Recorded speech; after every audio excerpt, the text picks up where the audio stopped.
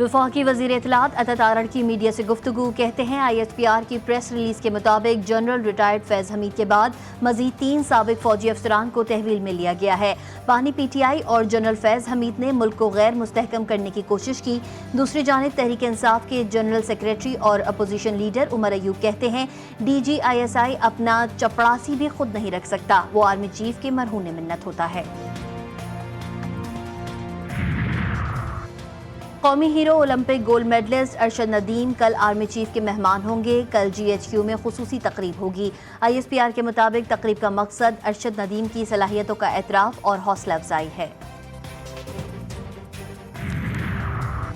फैज़ हमीद की गिरफ्तारी के बाद नून लीग ने सर जोड़ लिए। नवाज शरीफ की ज़ेर सदारत इजलास की अंदरूनी कहानी GTV सामने ले आया।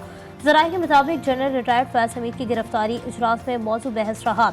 जजों की मुद्दत मुलाजमत बढ़ाने के हवाले से मुजव्वज़ा आइनी तरमीम पर भी आइनी और कानूनी टीम की रिपोर्ट पर बातचीत।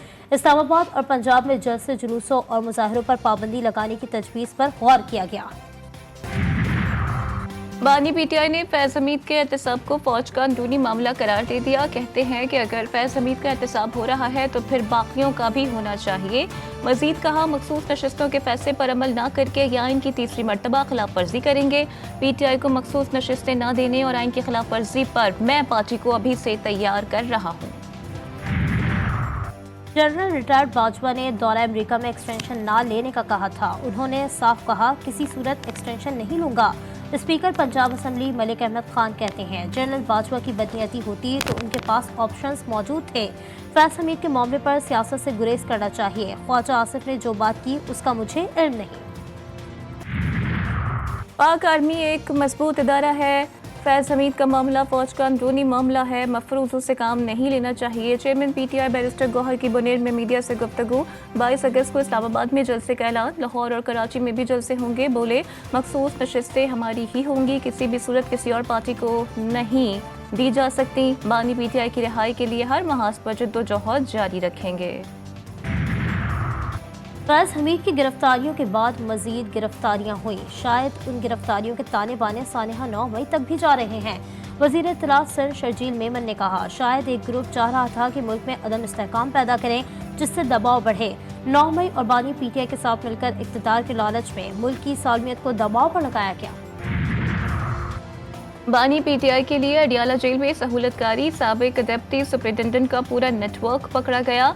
जेल के मजीद 2 अफसरान से पूछताछ। डिप्टी सुपरिटेंडेंट मोहम्मद अकरम से हासिल मालूमात की बुनियाद पर मजीद 6 मुलाजमीन से तफ्तीश की जाएगी। बानी PTI के सेल की सिक्योरिटी पर तैनात एहलकारों की कड़ी निगरानी का भी फैसला। सेल के अतराफ जेल अमले को हफ्तावार तब्दील किया जाएगा। समाअत के दौरान अमले को सहाफ़ी, वकला और पार्टी रहनुमाओं से दूर रहने की हिदायत। शरपसंद अनासर अवाम और मुसल्लह फौज में खलीज पैदा करने की कोशिश कर रहे हैं। Army chief general Asim Munir का रिटायर्ड फौजियों से खिताब। यौम आज़ादी की मुनासिबत से रिटायर्ड फौजियों के एजाज़ में इस्तकबालिया दिया गया। तकरीब में साबिक आर्मी चीफ राही शरीफ और रिटायर्ड अफसरान और जवानों की शिरकत। आर्मी चीफ ने रिटायर्ड अफसरान की खिदमत को खराज तहसीन पेश किया। मुल्क दुश्मनों की जानिब से अवाम और पाक फौज के दरमियान दरार डालने के लिए फेक न्यूज़ और प्रोपेगेंडे के खतरा से भी खबरदार किया। हाल वाला जते विकसान खरदारा बटदा समते जते मजा ना हाँ हमें चिक्का जब बाज द त्रालान गसे दकी डॉक्टर मारंग तायदा सी मारंग जलसा में अली नवाज तबाजी खुशना उसे से नजर नहीं करे।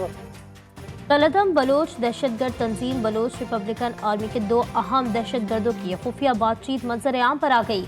अहम तरीन इंकशाफात कॉल में दोनों दहशतगर्दों की बरामदाग बुगटी और मारंग बलोच के धरनों से मुताबिक बातचीत।